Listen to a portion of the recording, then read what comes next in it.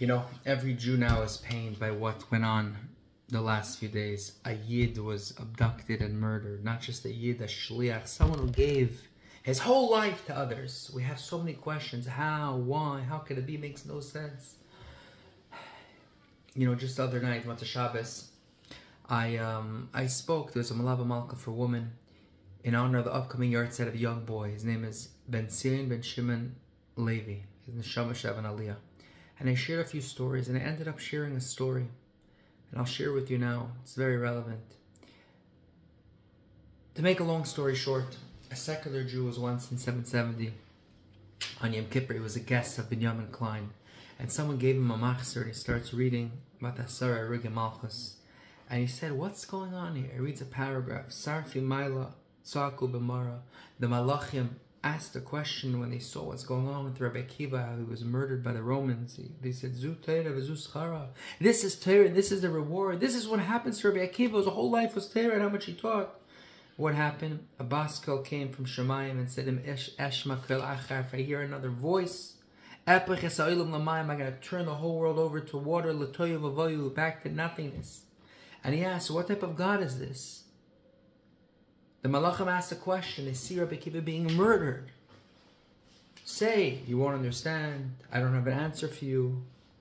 Maybe one day you'll understand. If you say another word, I'm going to turn the whole world, L'toyu v'voyu, back to nothing.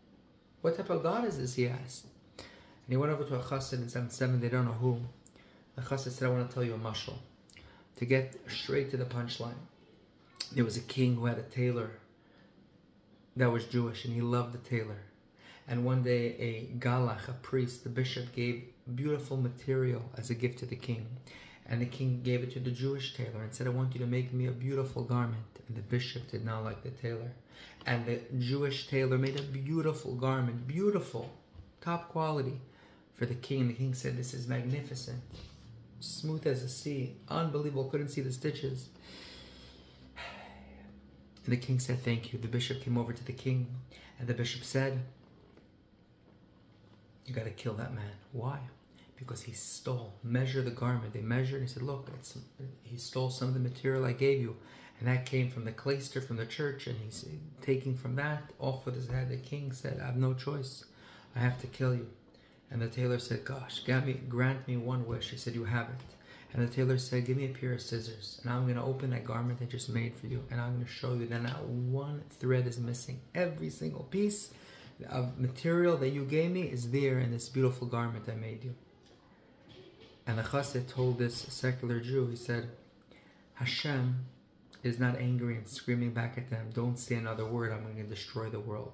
Hashem is saying, if you want to understand why this is happening to Rabbi Akiva, if you want to understand the master plan, you have to go back to the beginning, to Toyu Vavoyu, because everything is there for a reason. And the picture is in the middle of being made. We don't see the picture. What we see is pain, is death, is hardship. It makes no sense. But in the big picture, somehow it's good. We're limited, we're human, we don't see it. The only way to see it is to go back to Toyu Vavoyu, Hashem is saying, is to go back to the beginning and see the whole movie from the beginning. But we ask of Hashem to bring us Mashiach. Mashiach will show us how all this painful gullus was really good. May that time be right now. It should be Hikitzu Vedanu Sheikh Neafar. And this special Jew, Shliach the Rebbe, Tzvi, should be reunited with his wife and his family. Tzvi is Tzadik Vez Yud, stands for Tzadik B'Emunasa Yichya.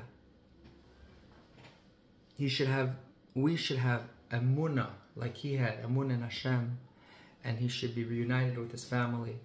And you know, when his wife's aunt and uncle were killed in Mumbai in 2008, the terrorists shot the Aron Kodesh and hit the Sefer Torah, and the bullets, one bullet was by the words Achrim Shnei Bnei Aaron, and another one was by Vayidim Aaron. Aaron was silent.